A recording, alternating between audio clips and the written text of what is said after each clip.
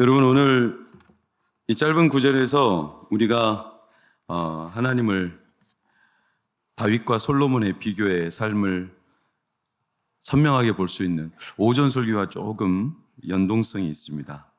의도하지 않았지만 역대상은 관점이 좀 다릅니다. 열왕기상은 포로된 자들에게 왜 포로가 되었는지, 그럼에도 너희가 어떻게 앞으로 살아가야 될지에 대한 관점이라면, 역대상은 귀환한 자들, 그러니까 포로에서 돌아온 자들에게 이제 너희들에게 하나님이 새로운 삶을 시작하셨다, 이런 관점으로 쓴 성경입니다. 그래서 열왕기서는 회개에 초점이 조금 있다면 역대상은 소망과 미래에 대한 비전입니다. 그래서 훨씬 앞으로 나아가서 선명하죠. 솔로몬과 다윗에 대해서. 우리가 하나님을 핑계 좋게 착각하는 게 있는데, 여러분, 하나님은 무소부재하십니다. 그렇습니까? 그 말은 안 계신 곳이 없다는 뜻이죠. 아무 데나 거하실 수 있습니다. 여러분, 그러면 하나님은 아무 데나 거하실까요? 정해진 곳에만 거하실까요? 뭐가 맞을까요? 무소부재하시니까 아무 데나 계실까요? 아니면 정해진 곳에 계실까요? 성도들이 핑계 좋은 착각이 몇 개 있는데, 하나님은 사랑이 많으셔요. 그래서 내가 이렇게 해도 용서하실 거야. 네, 맞아요. 용서하십니다. 그러나 사랑이 많기 때문에 반드시 벌 주십니다. 그래서 용서를 끌어내시는 거죠. 벌을 없애버리는 게 아니에요. 하나님은 기도 안 해도 다 아셔요, 모르셔요?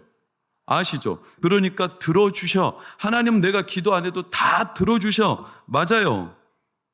그러나 그 마음을 받으시기 위해서 기도를 시키세요. 여러분, 학교 시험을 치렀는데 학생이 답을 적다가 도무지 못 적겠어서 핑계를 댔어요. 정답에다가 하나님은 다 아십니다. 선생님이 채점을 잘했죠. 그래, 맞다. 그래서 하나님은 100점, 너는 빵점. 핑계죠. 우리가 하나님을 알기 때문에 너무 많은 핑계를 댈 때가 있어요. 또 다른 핑계가 방금 이거예요. 무소부재, 하나님은 안 계신 곳이 없다. 그러니 어디든 계신다. 그러니 내가 어디에 있더라도 하나님이 함께 하신다? 맞아요. 어디에 있더라도 함께 하신다. 그러니까 내가 교회 안 나와도 하나님 나랑 함께 하신다? 술집에 가도 함께 하신다? 마음대로 다녀도 함께 하신다? 안 그렇죠? 여러분, 시편 139편 7절에서 10절을 보면, 내가 주의 영을 떠나 어디로 가며 주의 앞에서 어디로 피하리까? 내가 하늘에 올라갈지라도 거기 계시며 수월에 내 자리를 펼지라도 거기 계시니이다. 시작. 내가 새벽 날개를 치며 바다 끝에 가서 거주할지라도 거기서도 주의 손이 나를 인도하시며 주의 오른손이 나를 붙드시리이다. 하나님이 바다 끝에 어디든지 함께 하시고 나와 함께 거하신다. 그러니까 내가 마음대로 어디든 가도 하나님은 계신다. 이것은 핑계 좋은 착각입니다. 여러분, 그렇기 때문에 하나님이 나와 함께 하기를 원하시기 때문에, 그래서 하나님이 때때로 내가 있는 곳의 환경을 다루시는 겁니다. 그대로 안 내버려둬요. 이해가 되십니까? 내가 그 환경, 하나님이 함께 하시기에는 너무나 안 좋은 환경이에요. 하나님 기뻐하지 않는 환경이에요. 그러면 하나님이 함께 하시니까 그곳에도 그냥 천연덕스럽게 하나님 나랑 함께 안 그래요. 하나님은요, 그 환경을 다루십니다. 어떻게 해요? 문제가 터지게 하시죠. 싸움도 일어나게 하십니다. 화를 입게 하십니다. 왜? 나랑 함께 하기를 중요하게 여기시니까 그래요. 그래서 네가 아무 데나 거하면 안 된다는 거예요. 내가 아무 데나 거한다고 해서 너도 아무 데나 거하면 안 된다는 거예요. 여러분, 요나, 아니 가라는 곳으로 안 갔어. 그러니까 어떻게 됐죠? 배 엎어버리러 가시죠.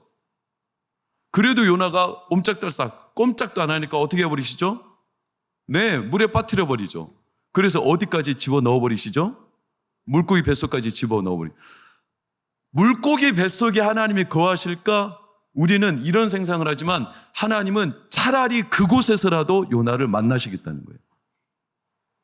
하나님이 거하지 않고 하나님이 원하지 않는 곳에 가는 그 요나의 걸음보다 차라리 물고기 뱃속이 하나님이 요나를 만나시기에 훨씬 적합한 환경이라는 거예요. 아브라함이 하나님의 말씀을 잠깐 잊고 그랄 지방으로 내려갔어요. 그래가지고 거기서 어떤 화를 당하냐? 아비멜렉이 아브라함의 아내 사라를 보고 탐욕이 생겨서 사라를 자기 아내로 삼으려고 하죠.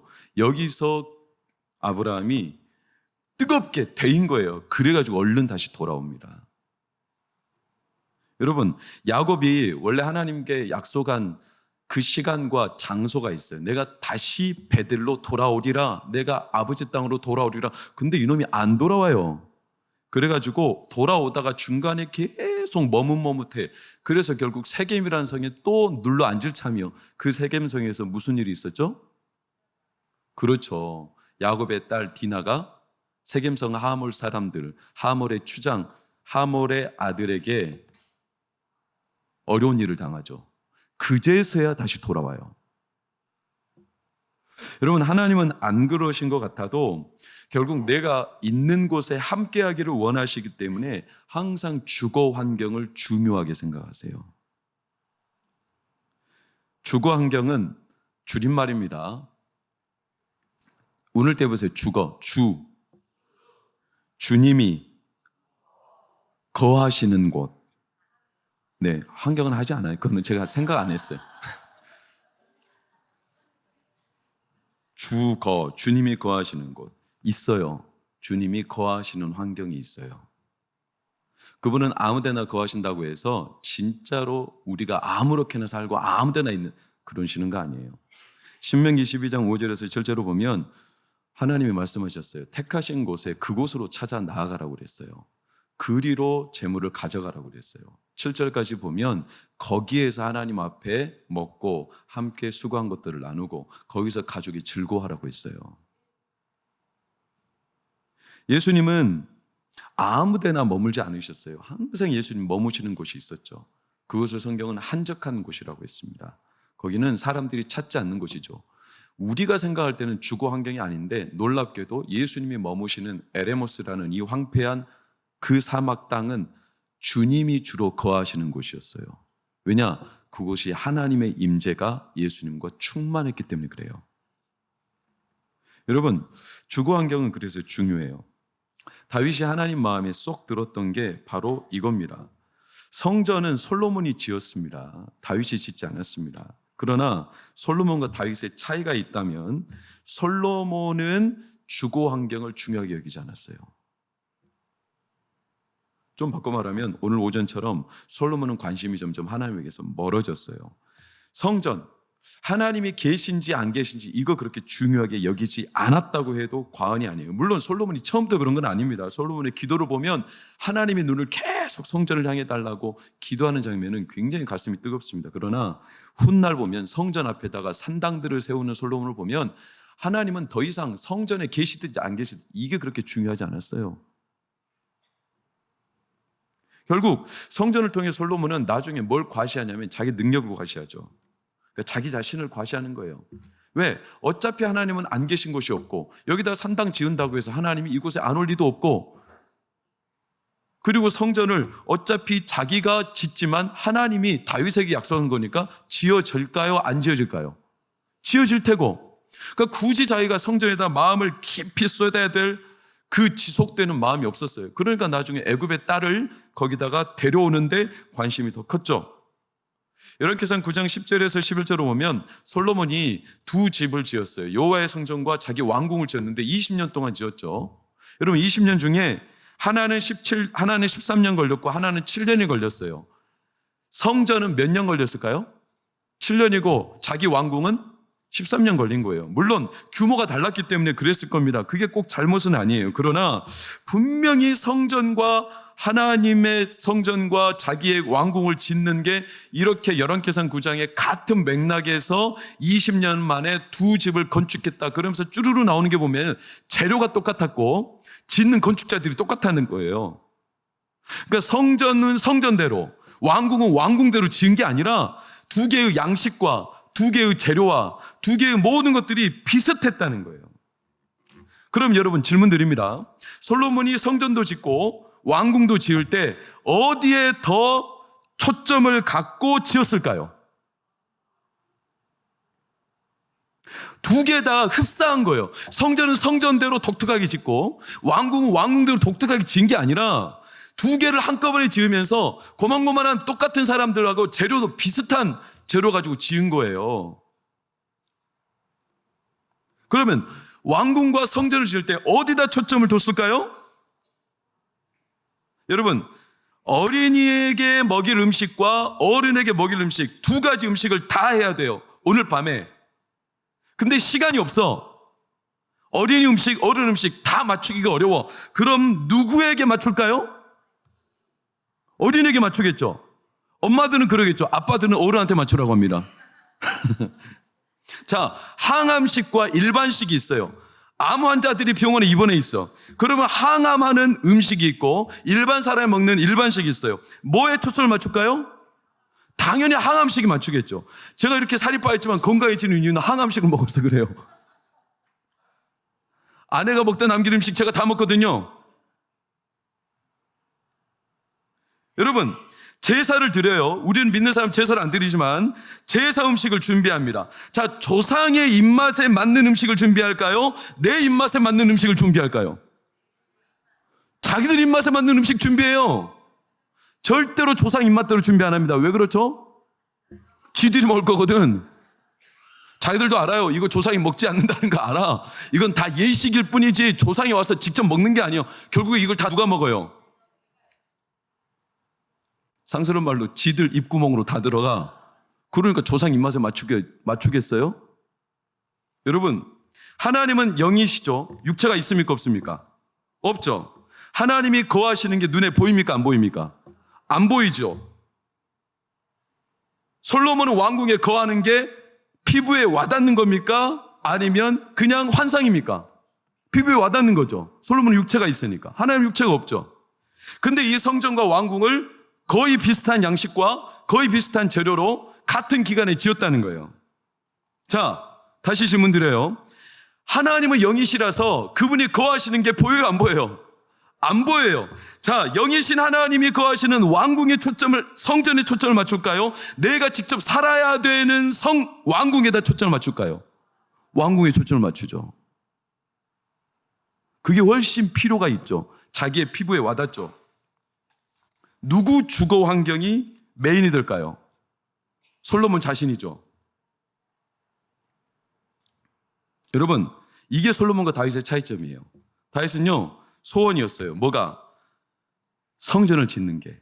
근데 솔로몬은 자기 소원이 아니에요. 솔직히 말하면 곁다리요, 자기 아버지 유언을 이루어드리는 거예요. 자기 국정을 운영하는 핵심 사안도 아니에요. 솔직히. 왜 그런지 아세요? 아버지 선왕 때 국가 사업을 자기가 이어받고, 제가 솔로몬을 너무나 냉철하게, 너무나 좀 차갑게 판단하는 건지 모르지만, 솔로몬은요, 선왕 때 국가 사업을 잘 이어받아야 자기가 명실상부한 다윗의 왕위를 잇는다라는 정통성이 뚜렷해지는 거예요. 정치적인 소견이 있죠. 만약에 다윗의 왕궁을, 성전을 지가 함부로 폄훼하거나 짓지 않으면 백성들이 다윗을 잇는 후계자로 인정 안 할 수도 있어요. 여러분, 그러니까 솔로몬은 곁다리죠. 하나님은 다윗의 마음을 왜 기뻐하셨을까요? 다윗이 건축을 한다고 해서 기뻐하신 게 아니에요. 다윗의 마음. 여러분, 다윗이 하나님이 어디 거하시든지 무소부지하신 하나님한테 뭔 집이 필요해? 뭔 건축이 필요해? 그런데 다윗은 그 하나님을 진짜 사랑하는 거예요.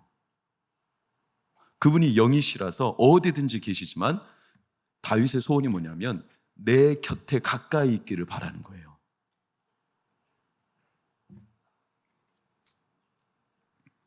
여러분, 우리가 종종 성도들이 이사를 가거나 생활 여건이 바뀌면 교회를 옮깁니다. 교회를 옮기는 거 돼요, 안 돼요? 돼요. 교회 옮길 수 있어요. 옮겨야죠. 멀리. 아니, 여러분 생각해 보세요. 서울에서 양평으로 이사 갔는데 어떻게 서울까지 와? 2시간씩 걸려서. 물론 우리 교회 저기 2시간씩 걸려서 오시는 분들 계세요. 대단하시죠. 그러나 이사를 가거나 생활 여건이 바뀌어서 바뀔 수 있어요. 그리고 그분들은 주로 이렇게 당당하게 생각하고 믿어요. 왜? 하나님은 어디든지 계시죠. 맞아요. 그러니까 교회 옮길 수 있어요. 그러나 우리는 한 번 더 생각해 봐야 돼. 그게 뭐냐? 과연 내가 하나님을 더 사랑하기 위해서 옮기는지는 생각해 봐야 돼. 하나님을 내가 더 가까이 하기 위해서. 그건 장담 못해요. 핑계 좋은 착각이 될 수 있어. 하나님은 어디든지 계시니까 내가 이 교회를 다니든 저 교회를 다니든 뭔 상관이야? 하나님 거기도 다 계시지? 아니요. 핑계 좋은 착각이에요. 거기로 가서 나는 편해질지 모르지만 하나님을 더 가까이 할지는 또 다른 문제예요. 여러분, 궁전은 자기를 위해서 짓는 게 맞아요. 왜? 내가 살 곳이니까. 다윗도 마찬가지입니다. 오늘 1절 보실까요? 다윗이 자기를 위하여 궁전을 세웠죠. 솔로몬은 궁전이나 성전이나 다 같이 지어버렸어요. 근데 다윗은 자기를 위해 궁전을 지었지만 성전은 전혀 달랐어요. 1절, 3절 다시 볼까요? 궤를 둘 곳을 마련하고 그것을 위하여 장막을 치고 특별히 레위 사람, 하나님의 궤를 섬기고 궤를 옆에서 돌보고 지킬 레위 사람, 하나님이 택한 그 사람들을 반드시 이 성전에 기거할 수 있도록 그들이 영원히 하나님을 섬기는 택한 자들이니까 3절을 보면 그래서 그 마련한 곳으로 궤를 메어 올리고자. 그러니까 다윗은 성전을 지을 때 영이시니까 아무데나 거하실 수 있지 뭐. 그래서 내 피부에 와닿는 내 궁전 짓는 대로 똑같이 묻어가는 게 아니라 다윗은 반드시 그 성전에는 하나님의 은혜가 임해야 되는 이 법궤를 다른 말로 그의 천사들의 날개 위에 하나님의 은혜가 임한다 하여 시은소, 은혜가 수요되는 자리, 이 하나님의 은혜가 머무는 자리가 성전이어야 한다. 이걸 위해서 다윗은 자기를 위한 궁전은 그냥 자기 필요에 따라 짓지만 성전은 그러지 않기를 바랬어요. 얘들아, 뭐 이렇게 이상한 소리를 내면서 예배 잘 드려야 돼? 그러니까 법궤라는 이 하나님의 처소가 반드시 다윗에게는 자기 궁전의 양식보다 훨씬 중요했던 거예요. 그러니까 자기 편한 대로 하는 게 아니라 하나님의 주거 환경. 아니 영이신 그분이 뭔 주거 환경이 필요해? 근데 다윗의 마음의 주거 환경이죠. 하나님을 내가 더 가까이 하느냐, 내가 하나님을 더 사랑하느냐, 내가 하나님과 더 가까워질 수 있느냐, 이런 환경을 만들기 위해 다윗은 온 힘을 다했어요. 하나님은 그걸 보신 거예요. 여러분, 그게 성전이죠. 성전의 진짜 의미는 뭡니까? 내 삶의 중심을 하나님께 둔다는 거죠. 그게 성전이에요. 여러분, 사무엘하 7장 1절 2절을 보면 다윗이 성전을 짓기 위해 했던 목적이 뭐냐면 하나님의 그 궤가 휘장 가운데 있도다. 이 말 자체가 뭐냐면 모세 시대 때 회막이라는 거 아시죠? 성막, 장막 들어보셨죠? 그러니까 텐트잖아요. 아직까지도 하나님의 법궤가 텐트 속에 있다. 그 몇 년 됐어요. 모세 시대 때부터 있었던 이 회막이. 그 회막은 원래 어디 있었냐면 출애굽기 33장 7절로 보면 저기 진 바깥에 있어요. 그러니까 이스라엘 백성들이 텐트 야영을 하려고 광야 생활 중에 텐트를 다 12지파가 쳐놓으면 진 바깥에 어딘가에 모세의 회막이 있어요. 모세가 하나님을 만나러 가는 것. 그러니까 그때까지만 해도 하나님이 진영 가운데 계신 게 아니라 진 바깥에 있었어요. 그래서 하나님을 만나려면 바깥으로 나가야 되는 거예요. 삶의 중심이 회막이 아니었어요. 그래서 다윗 때 그 회막을 이동하긴 했어. 역대하 1장 4절을 보면 기럇 여아림이라는 곳에부터 이동을 했죠. 그러나 여전히 하나님의 궤는 변방에 있는 거예요. 중심이 아니에요. 그러니까 다윗은 이게 마음에 걸린 거예요. 내 삶, 내 가정, 우리 나라, 우리 민족, 이 우리의 모든 삶의 중심이 누구셔야 된다? 하나님이셔야 되는데 내가 왕이 된들, 내가 왕궁에 앉은들 하나님이 우리 안에 중심이 안 계시면 뭔 소용이냐? 하나님이 내게 계셔야 된다. 나는 하나님을 가까이 모시고 싶다. 그분이 내 삶의 가운데 계시기를 소망한다. 이 마음을 품은 거예요, 다윗이. 그래서 사무엘하 7장 3절을 보면 나단이 다윗의 마음을 꿰뚫어보고 마음에 있는 모든 것을 행하십시오. 하나님 당신의 마음을 기뻐하십니다. 사무엘하 7장 5절 6절 하나님이 기가 차서 말하는 거예요. 가서 내 종 다윗에게 말하기를 여호와께서 이와 같이 말씀하실 때 시작. 네가 나를 위하여 내가 살 집을 건축하겠느냐? 내가 이스라엘 자손을 애굽에서 인도하여 내던 날부터 오늘까지 집에 살지 아니하고 장막과 성막 안에서 다녔다. 쉽게 말하면 내가 언제 집 지어달라고 했냐? 내가 언제 주거 환경을 불평했냐? 나는 한 번도 이스라엘 백성이 출애굽한 시절부터 회막에 머물렀지만 내가 한 번도 내가 거할 곳을 달라고 요구하거나 너희들에게 부탁한 적이 없다. 나는 무소부재 언제나 너희와 함께 하니까 내가 언제 그런 걸 요구했느냐? 나는 한 번도 말한 적 없다. 그러니까 사람들이 당연하게 여겨. 하나님이 나와 함께 하시는 줄. 하나님의 장막이 사람들과 함께 있다고 성경은 기록하죠.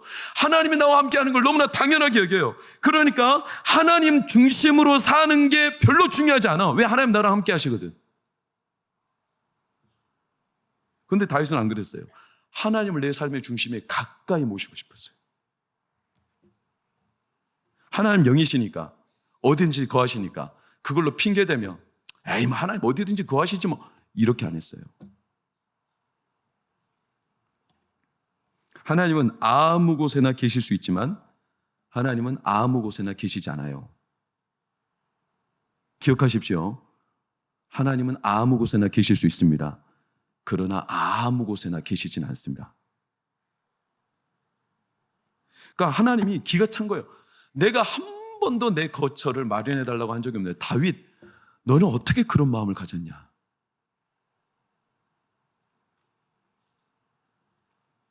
그러니까 다윗이 거처를 마련한다는 게 하나님 입장에서는 이게 참 내 거처를 마련한다는 게 이거는 진짜 유치원생이 아빠를 위해서 내가 아빠를 위해 하는 거랑 똑같은 거예요.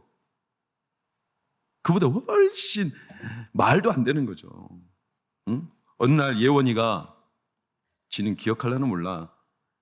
아빠, 내가 나중에 잘 되면 다른 건 몰라도 차를 사줄게. 에이, 예원아, 난 너한텐 차 같은 건 바라지도 않아. 이렇게 말하지만 내 기분은 너무 좋아요. 하나님도 똑같아요. 너가 나를 위해서 거쳐? 에이, 나에게 거쳐 필요 없어. 그런 거 달라고 요구한 적도 없어. 근데 너 어떻게 그런 마음을 품었냐? 어디에든 거할 수 있지만 하나님은 다윗이 하나님과 가까이 하기를 원하는 이 마음이 너무나 기뻤던 거예요. 그래서 하나님을 언제나 함께 할 수 있는 성전을 짓고자 했던 거예요. 그 마음, 이게 다윗의 주거 환경이었어요. 솔로몬처럼 그냥 왕궁 지으면서 묻어가듯이 아니에요. 여러분, 제가 상반기 때 우리 교회 인우라는 청년이 있어요. 인우가 숭실대학교 건축학과를 다니는데 어느 날 저한테 인터뷰를 요청해서 왔더라고요. 그 인터뷰가 뭐냐면, 목사님, 학과 수업이 하나 떨어졌는데 그게 뭐냐면 성직자, 목회자들의 집을 설계해 오라. 그래서 자기가 어떻게 할까 고민하다가 도무지 컨셉이 안 잡혀서 나한테 왔다는 거예요. 목사님이 만약에 집을 짓는다면 어떤 걸 원하십니까? 그래서 제가 진짜 열변을 토하며 1시간 동안 내가 바라는 집에 대한 이상형을 보여줬어요. 지금은 지어진 적이 없기 때문에 보여드릴 수가 없지만 걔가 건축 모형으로 지어왔더라고요. 나중에 기회 되면 보여드릴게요. 얼마나 멋지게 지었는지 몰라. 근데 그 가운데 하나 제가 요청했던 게 그거예요. 목회자라서가 아니라 성도라면 그 집이, 그 주거 환경이 항상 하나님과 뚫려 있어야 해. 내가 이 말을 했어요. 모든 주거 환경의 중심이 하나님이 처소. 그래서 자기가 건축 모델을 딱 모형을 디오라마, 이렇게 건축 모형 아시죠? 이거를 만들어놨는데 그 건축 모형의 집 이름이 뭔지 아세요? 시은소요. 시은소라고 지었어. 은혜가 내리는 자리. 그래서 집 건축 모형을 보면 제일 위층이 하늘이 투명한 창으로 뻥 뚫려 있어. 하나님 바라보고 살라고. 인우야, 이 집 꼭 지어줘야 돼 라고 말은 했지만 큰 기대는 하지 않아요. 여러분, 솔로몬은 그걸 놓친 겁니다. 솔로몬이 오늘 말씀의 연장선이라고 그랬죠. 열왕기상 2장 4절을 보시면 기브온 산당에 가서 제사를 드렸어요. 왜 기브온이었냐? 그 다음 빨간색 시작. 산당이 제일 컸다는 거예요. 물론 1000번째 드려야 되니까 큰 산당이 필요했지만 솔로몬의 후대 솔로몬의 행적을 유추해서 보면 과시의 느낌도 있어요. 하나님을 가까이 하기 위함 플러스 자기 과시. 여러분, 이 기브온이라는 지역은 놀랍게도 역대하 1장 3절을 보면 솔로몬이 온 회중과 함께 기브온 산당으로 갔으니 거기에 뭐가 있어요? 회막이 있었다고 그래요. 회막은 항상 변방이었어요. 솔로몬 시대까지만 해도요. 여전히 회막, 하나님을 찾으러 변방으로 나가야 되는 시절. 솔로몬은 하나님을 자기 삶의 중심으로 모셔오는 거, 이거는 그닥 그렇게 중요하지 않았어요. 그냥 필요할 때 하나님을 찾아가는 거. 내가 문제가 있고 어려움이 있을 때 하나님을 찾아가는 거. 그리고 아니면 변방에 계셔 그냥. 그분을 내 중심으로 모셔오는 이 마음은 솔로몬에게 다윗과 같지 않았어요. 여러분의 주거 환경은 지금 어떻습니까? 주거 환경, 주님이 거하실 만한 곳. 여러분, 삶의 중심이 하나님입니까? 여러분의 삶의 중심이 하나님입니까? 아니면 핑계 좋은 착각으로 하나님이 어디든 거하시는데, 뭐 상황, 환경, 건물, 장소, 그런 게 뭐가 중요해? 근데 그 속을 뒤집어 봤을 때 내게 진짜 하나님을 위하는 마음이 어디까지 있을까? 이건 우리가 오늘 다윗을 통해, 오늘 오전과 오후 예배 이 연장선을 통해 우리 스스로 짚어보면 경건한 유익이 있으리라 생각합니다. 다윗이 이 성전, 그러니까 법궤를 보관하고 법궤를 메어 올릴 이 과정을 치르기 위해 소개한 명단들을 쭈루루 소개했어요. 4절 이하죠. 11절까지. 특별히 유념해서 볼 인물들이 있어요. 그게 몇 절에 나오냐면 10절이 아니고 11절에 나와요. 11절 볼까요? 시작. 다윗이 제사장 사독과 아비야다를 불렀다. 여러분, 여기에서는 시선이 딱 멈췄어요. 앞에 레위 사람들, 그러니까 성전으로 법궤를 운반해 갈 이 레위 사람들에 대한 것은 저는 잘 모르겠어요. 그 이름은 처음 들어본 사람들도 많고. 근데 여기에 딱 시선이 멈췄어요. 사독과 아비아달. 여러분, 아비아달은 누굽니까? 제사장이죠. 엘리의 후손이죠. 이 아비아달은 나중에 아도니아를 따라서 다윗을 배반해버려요.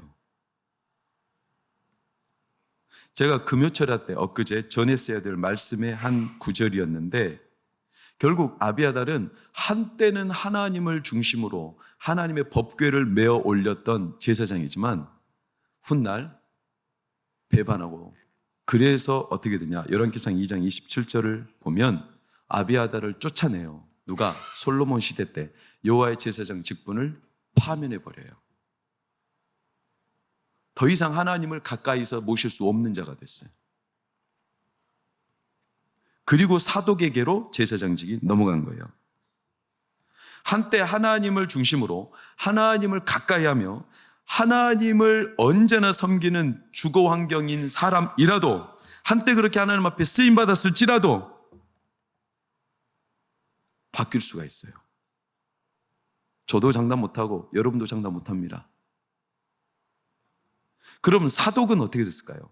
사독은 평생 하나님을 섬기는 자리를 떠나지 않았을까요? 여러분, 사독에 대한 견해가 많지만 저는 단순하게 생각합니다. 사독은 누구의 조상이냐면 사두개파의 조상입니다. 신약의 사두개파 들어보셨죠? 사두개파는 부활을 부정하는 족속들이죠. 아주 현실적이죠.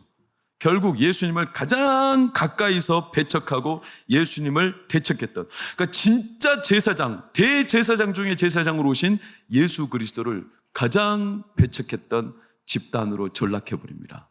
누가? 사독의 후예들이. 장담 못해요. 누구도 장담 못해요. 그러니 오늘 저희는 하나님을 늘 가까이 하는 주거 환경을 우리의 마음과 우리의 삶에 힘써야 합니다.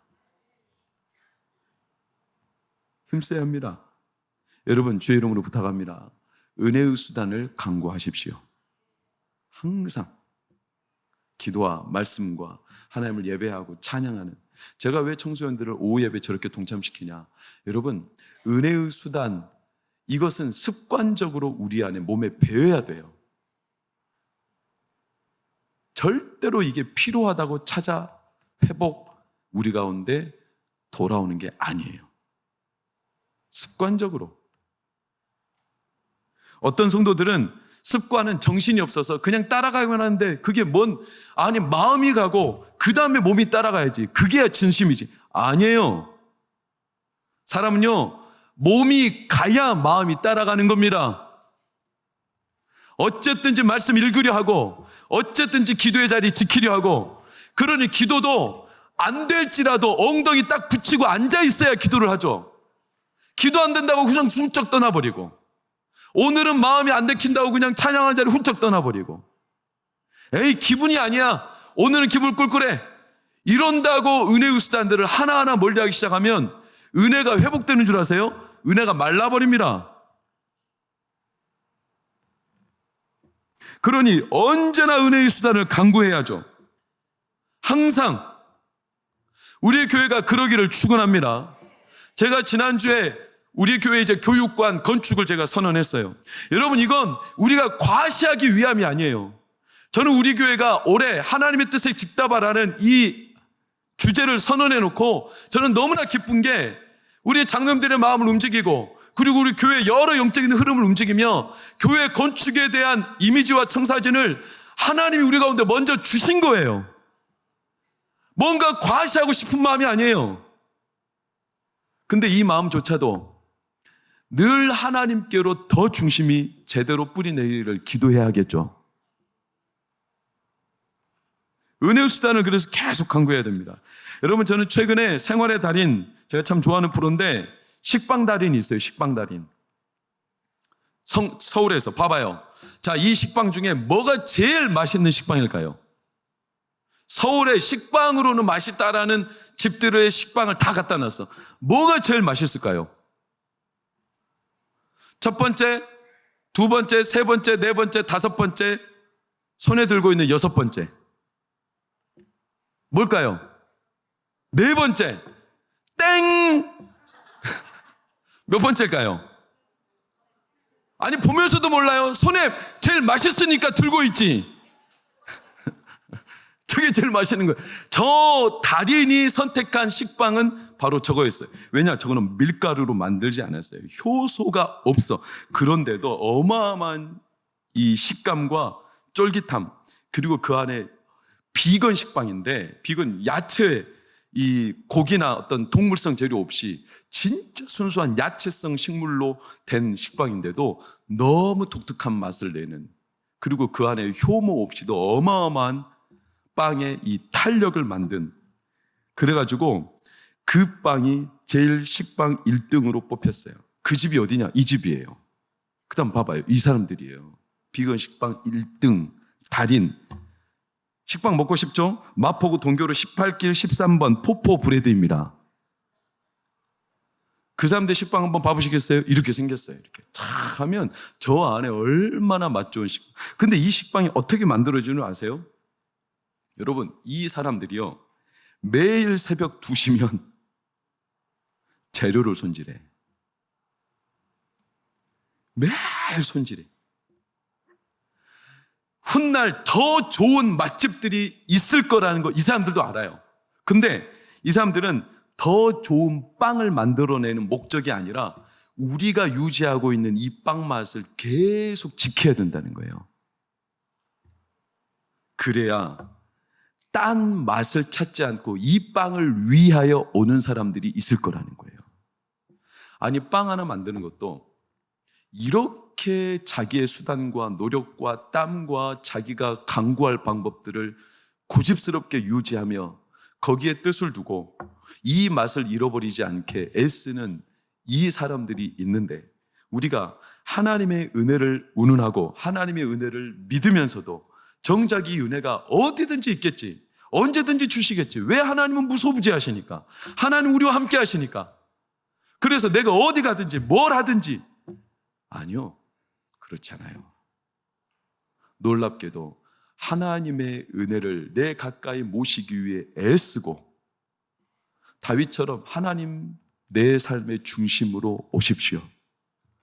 그 은혜를 사모하며 은혜를 강구를, 수단을 강구하는 자들을 하나님은 반드시 그 은혜로 덮으십니다. 저는 우리 동광교회가 이런 은혜로 채워지기를 축복합니다. 하나님의 은혜는 날마다 새롭고, 하나님의 은혜는 날마다 우리에게 과거의 것이 아니라 오늘 막 지어낸 빵처럼 신선합니다. 그 은혜가 우리 교회 안에 매일, 매 예배, 매 순간 우리의 모임 가운데 임하기를 축원합니다. 그러자면 저도, 여러분도 이 은혜를 사모하며 하나님을 가까이 하기 위해 힘쓰시기를 주의 이름으로 부탁합니다. 기도하겠습니다.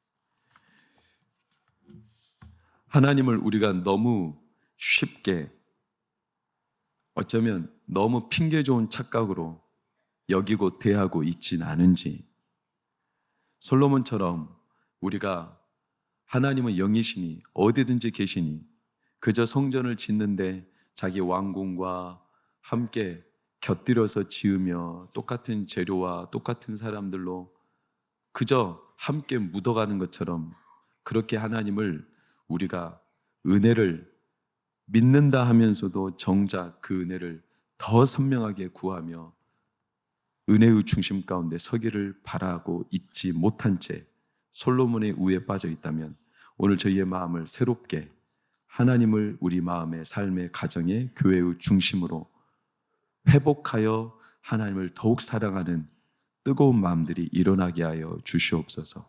하나님은 살아 계십니다. 오늘도 우리와 함께 하십니다. 그 하나님의 은혜가 우리의 삶에 날마다 신선한 새로운 은혜로 다가오기를 고대합니다.